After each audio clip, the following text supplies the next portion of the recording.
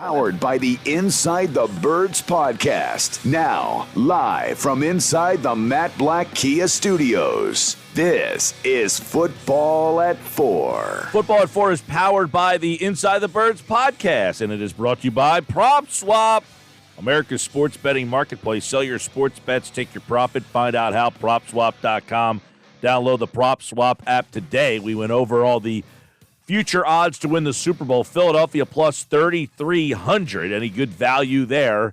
Geoff Mosher from the Inside the Birds podcast. A lot of football to discuss as he joins us for another edition of Football at 4 on this Wednesday. What's going on, Moshe? What's up, Mike? How are you? I'm doing excellent. I feel like there's so much going on. I mean, the football conversation, there was a lot of offseason, this, free agency. Everybody's getting ready for the next step here with the NFL. But plus 3,300 for Philadelphia. They're tied with Washington for the same odds to win a Super Bowl. Dallas, number 4 overall. Fourth best odds, plus 1,200. And New York, plus 10,000. Plus 10,000. Wow. Yeah. That's got to be embarrassing. They were one of the worst. I imagine so. I would imagine so. It's funny because I think the Giants have the potential to be one of the teams that has the biggest turnaround as far as victories from the year before to the following year. But like that could literally be 5 games is 5 wins is a lot for some teams, but that's still for the Giants would only get them to what, 8 or 9. So it doesn't mean much, but I mean I think that they have that capacity. All right. So if I told you, did you see the Pro Football Focus Top 100 today? I did not. Okay, so if I told you 5 Eagles made that list and 2 of them were in the top 25, who would they be? The 2 in the top 25, I'd imagine, would be Jason Kelsey and Lane Johnson. Okay, Jason Kelsey's an interesting one because he did not make the top 100. I'm sorry, this is the top 100 of all players of every player in the NFL? Of 2021, the top 100 graded players for last season. Wow. Well, then I'll switch and pivot. That's shocking. Lane Johnson was on the list. He was like 52. Darius Slay? Slay was on the list. He might have been 58. Javon Hargrave? Hargrave was 98. So that's 3 right there. There's 2 in the top 25 that you did not get yet, and you've guessed 3 guys that made it because you thought they were better. There's 2 guys in the top 25. One was number 22, and the next guy was number 23. Devonte Smith? Devonte Smith did not make the list. Goddard? Goddard was number 23. He was the 23rd best player in the league, according to Pro Football Focus. Wow. And so I'm still missing one, correct? Missing one. Landon Dickerson. Right church, wrong pew. Jordan Mailata, huh? Jordan Mailata was the 22nd ranked player in all of football, and he was the number 2 left tackle. The number 1 player in all of football was Trent Williams, and Mailata was the number 2 left. I guess justification for signing him to that long-term deal. We got the second best left tackle in football and the 22nd best player in the league. Yeah, maybe not justification for having Jason Kelsey come back next year, though. I mean, who knows with the PFF rankings?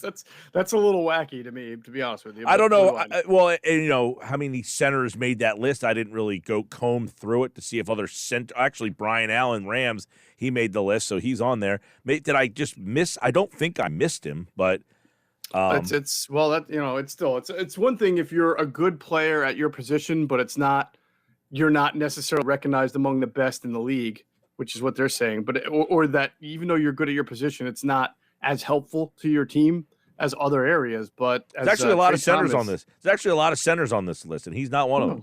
That is amazing. As Trey Thomas pointed out on his recent On the Tape with Trey on the Inside the Birds YouTube platform, a large part of what the Eagles' success this year as a running game was the inside zone, not necessarily the outside zone, but the inside zone, which requires really good interior line blocking from your center, your guards, a lot of good combo blocks, the ability for your center to get off his initial block, get into the second level and cover up a linebacker and a safety. And then when you do run outside zone, which is something the Eagles do well, is also getting that center to pull to the right, pull to the left, get out in space and clear those lanes is very important. And it's been important for this team. They've utilized that to their strength. So I'm a little surprised to not see Kelsey. Yeah, now that you brought that up, when I was reading it at first, I'm like, oh, Mailata's 22nd. I mean, he had a grade of 90 this year. And basically I was like, oh, he is the second best left tackle. And then the next player was Goddard, and I'm going through the list. But I do see there are multiple centers on this list, and Kelsey not on there. That is a little bit of surprise. So the 5 guys were Mailata, Goddard, Slay, Lane Johnson, and Javon Hargrave. Now, the thing about Hargrave was interesting. He was number 2 behind Aaron Donald for pass rushing defensive tackles, but he's one of the worst graded run tackles in the entire league. Well, I said this a lot in the first month when they were a bad run defense, and they certainly got better from some scheme and personnel changes, but the Eagles were soft as a run defense up the middle for quite a while this year. And even though they had some better games in the second half, they were going against some lousier teams. And it wasn't just Hargrave and Cox. I thought that they were particularly vulnerable, especially earlier in the year when they had to rotate guys, and you saw Hassan Ridgeway come in and Milton Williams. I think Williams did a better job against the run. I thought Hassan Ridgeway was a liability for quite a bit against the run. In general, if you go back and look at the first half of the year and how often the Eagles gave up rushing yards up the middle, starting with Atlanta, the Atlanta just fell behind, and then they had to settle for field goals early, but they were taking it to the Eagles on the ground. It actually started back in preseason. The Steelers and the Patriots, and I know we try not to put too much into it, but there was one stat that was so glaringly obvious to me, was that the Steelers and Patriots both had more rushing attempts than the Eagles had total offensive plays against when they played each other in the preseason. So that was the first sign that something might be a little bit off with the adjustment to a new scheme. Now, the other article that I saw today that was kind of interesting to me had to do with free agency. ESPN ranked their top 50 free agents, and 2 players from the top 50 they feel are good fits for Philly. So I'm interested to get your take on Howie Roseman's thought process here, because one of them is a safety who they estimate would be looking for about $16 million a year. And I kind of have a hard time thinking that he's going to spend that kind of money. Marcus Williams, the Saints, by the way, is the guy. But you think Howie Roseman's going to spend $16 million on the safety position? I don't. Then again, he went out and got Javon Hargrave 2 years ago and made him the highest paid defensive tackle. That's a tackle, though. They value that spot. I know. No, I'm just going we had, with Quentin Michael on yesterday, he laughed when we talked about safety and linebacker. I said, when you were on the team, did you just know that they were just neglecting the linebacker position? Like, was it something that, like, you guys just understood? We ain't getting anybody there this year. And he's just laughing. He didn't want to answer. Like, yeah, kind of, pretty much.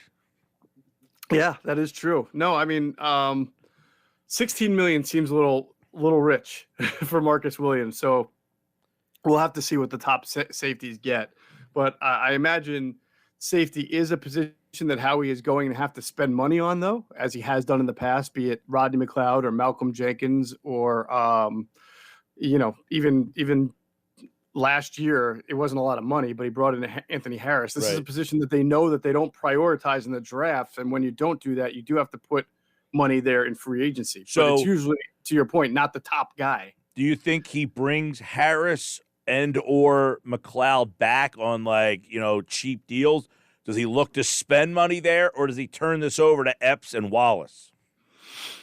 I don't know that they're ready to turn it over to Wallace. He just hasn't shown enough, to be honest with you. I don't think that I think they'd like to be happier with him, considering he was a 4th-round pick, which is not, high, but it's not low either.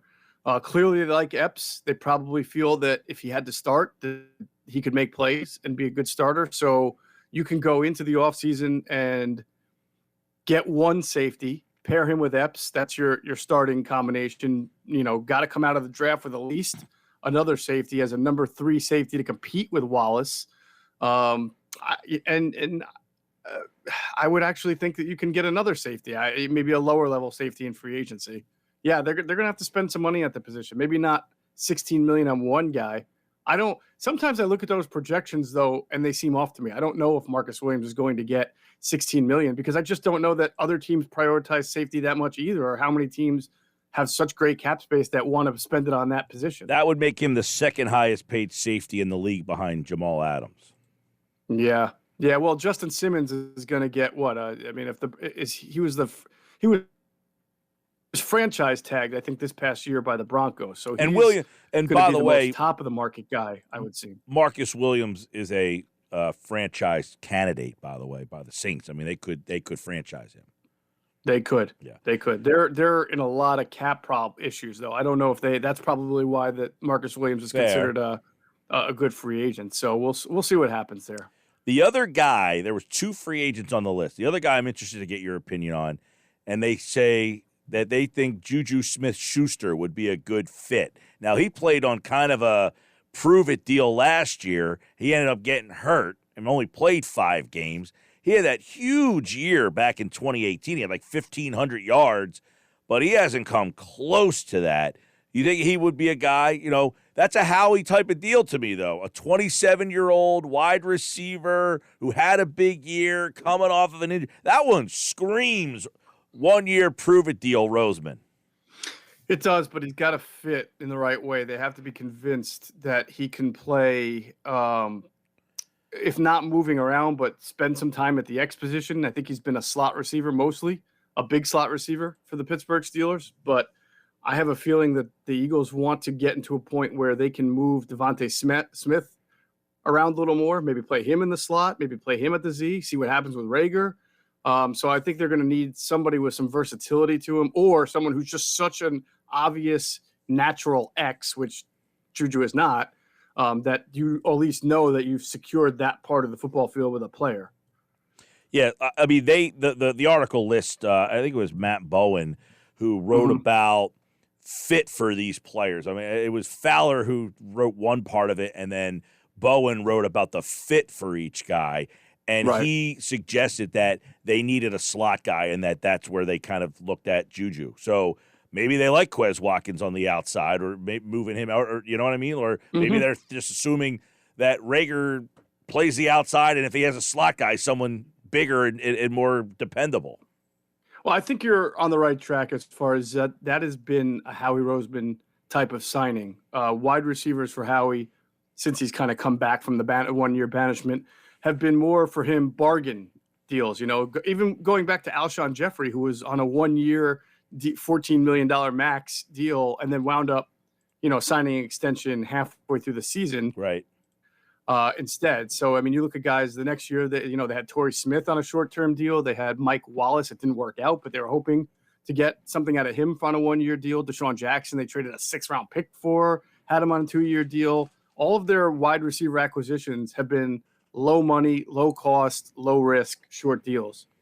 Yeah, I think they need to bring in a veteran receiver in here. I mean, even if they draft a guy again, they have to bring someone who has some experience at that position, don't you think? So a free agent wide receiver, a free agent wide receiver would be almost at the top of the list at free agency for me. Yeah, I would think so. I mean, yeah, it doesn't have to be a blockbuster deal. It doesn't have to be a 4 or 5 year deal. It could be a 1 or a 2, like we're talking about Juju, or maybe, DJ Chark, if you're able to land him on a short-term deal because he's coming off an injury. There's a lot of names at wide receiver. So I don't think it's going to be like Chris Godwin or Devontae Adams, but it's got to be, I would say it has to be a priority along with linebacker, safety, and corner. No doubt. Yeah, definitely. But linebacker, you're not, I don't know. I feel like there's something in the air, Geoff, that makes me feel that this is the year. It's just going to happen. As far as in the first round of the draft? Yeah,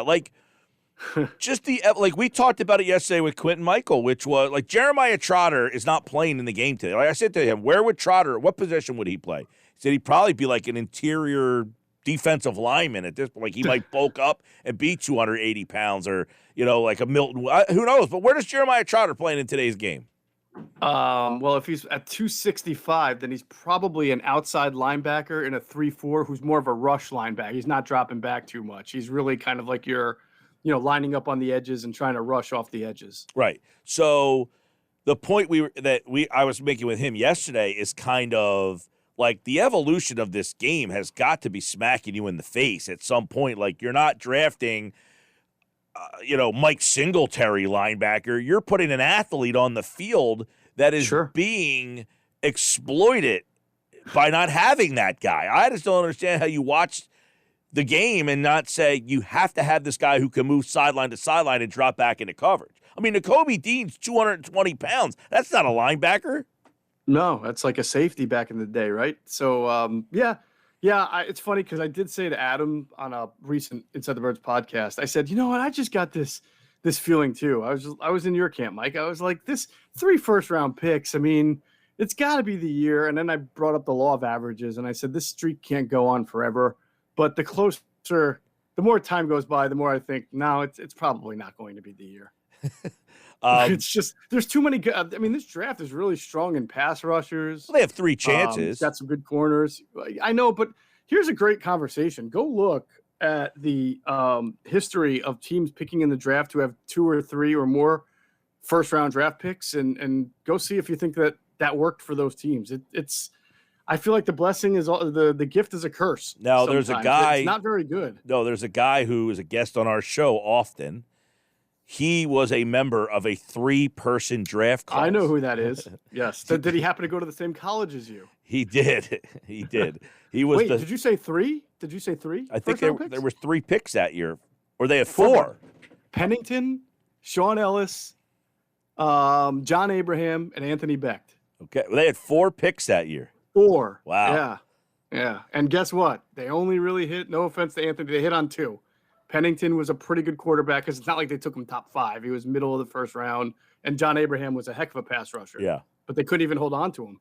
Right? No. So you're right. I mean, the funny, Todd McShay had his second mock draft that was put out today, and he had something in that draft that has never happened before. Did you see that? For the Eagles, and it had to do with the Eagles. Number one, a linebacker and a safety in number the first round? one, he had him taking a linebacker. Okay, so that's something that hasn't happened in 40 years with Nakobe Dean. But the very next pick, he had him taking another Georgia player, Tavon Walker, and it's never happened where back-to-back players from the same school had gone. That's never happened? That's what I got to reread that. Maybe it's. I feel like Courtney Brown and LeVar Arrington went 1-2. Let me reread what he. Draft? Let me reread what. Maybe it was 2 players from Georgia. Well, okay, I could see that happening. Let me look. Yeah. Let me read it. But yeah, he had 15 Nakobe Dean, and then 16. An NFL team has never taken college teammates with back-to-back picks, is what he wrote. I'd have to go back and check that draft where both LeVar Arrington and Courtney Brown were drafted really high. I want to say, what's that, 1999 draft maybe or something like that? 2000, Josh says. It's possible. Maybe there was somebody in between them. They went back-to-back, Josh says, so he's wrong about that. Oh, look at that. I'm correcting Daniel Jeremiah. Yeah, no, this is Todd McShay.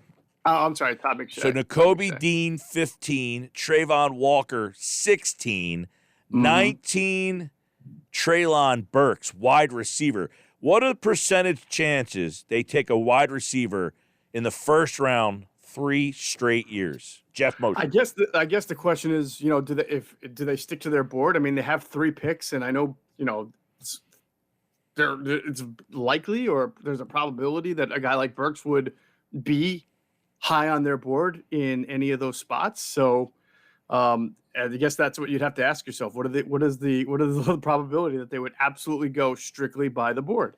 Great. Which you should do, in my opinion. But well, yeah. I mean, if you have 3 picks, you can have a little fun, though, right? Well, that's where you get. Okay. That's where you get into trouble. What I'm saying? Okay, but to counter your point, you're a best guy on the board, best available. What if it's a quarterback? Well, I always say I am BPA, but obviously there are certain positions where you can only put 1 on the field, and the money and the finances can give you some exceptions. So yeah, I would say if you have, if you've got Aaron Rodgers at 28 years old and you also are picking 15th and there's a really great quarterback, you don't do that. Well, you don't have Aaron Rodgers. Oh, you're asking me specifically about the Eagles. Well, yeah, I mean, like if it's 15, 16, 19, and the best player on your board's Malik Willis. All right, but is he better than what you've got already? Like, just because he's ranked that high, you also have to compare him to, because it's the quarterback position. Okay. And you can only put one on the So you're saying best player available. Like, what if the best player available is a left tackle? Take him. I don't know how long Lane Johnson's going to play. Can he play right tackle too? I mean, I got no issue with taking a tackle. All right. I got no issue with taking Tyler Linderbaum, and they have Jason Kelsey. So, I mean, these guys will play. You'll see that. Yeah. They will play. All right. Here's the really interesting thing, Mike. It's a really strong pass rusher draft. I would have no issue if they went if it was BPA and they wound up taking a pass rusher at 15 and a pass rusher at 16, right? Back to back. Yeah. I like the Walker. I like the Walker kid from Georgia. For him to be there at 16, I was kind of surprised, in that particular, not that that's not the be all end all, but I like Walker. If Walker's there at 16, I'm in a good mood. All right. And what if Jermaine Johnson is there at 17? You're picking again. No, you don't pick 17. Oh, no, I'm sorry. If Walker's there at 15 and you pick him, and then Jermaine Johnson's there at 16, you pick him. Like if I had Devin Lloyd 15, Walker 16, and Jermaine Johnson 19, we're having a party. Yeah, that's a pretty good draft. That's a haul right there, my friend. I think every Eagle fan would worship the ground that Howie walks on, which means we know that that's probably not going to happen in general. All right, we'll leave on that note. Geoff Mosher, Inside the Birds podcast. When are you guys putting out a new pod?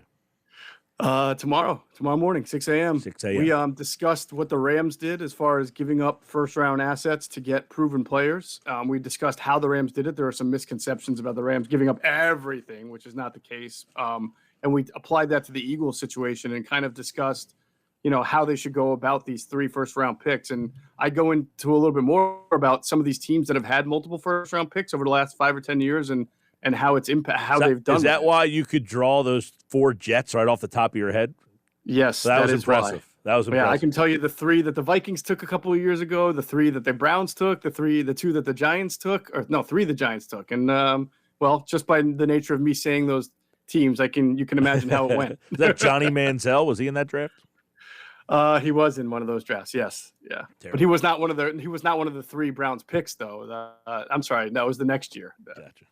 All right, we'll listen to that tomorrow morning, Inside the Birds podcast, wherever you listen to your podcast. And tomorrow, Andrew DeCecco is here, Adam on Friday. Geoff Mosher, we will talk to you next week, pal. All right, brother. That's Geoff Mosher from InsideTheBirds.com and the Inside the Birds podcast here on the Sports Bash Live on 97.3 ESPN.